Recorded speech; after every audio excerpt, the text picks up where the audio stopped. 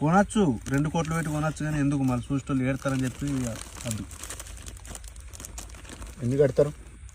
ఈ గట్లే ఎట్లుంటుంది అంటే ఇప్పుడు అక్కడ కష్టం ఇది, నా కష్టం నాదే, కానీ ఇప్పుడు అక్కడ ఉన్నది అమ్మింది అనుకో ఇంకొక 15 లక్షలు వస్తాయి, దానికి ఇంకొక 2 కోట్లు ఆడి వేస్తే 2,20,000 అవుతాయి. 2,20,000 అవుతాయి.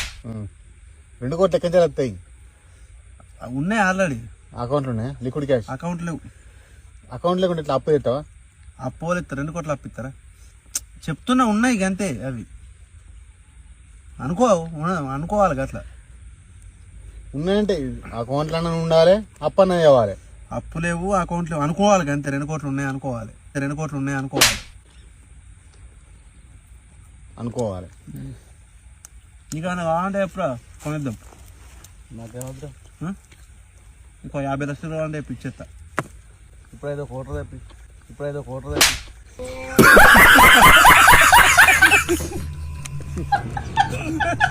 కోటర్ దగ్గర, అందుకే మనకు గీడుండవు. 50 లక్షలు ఇస్తా అంటే ఒక కోటర్ తెప్పి అంటుండు. కడుపు నిండాలి.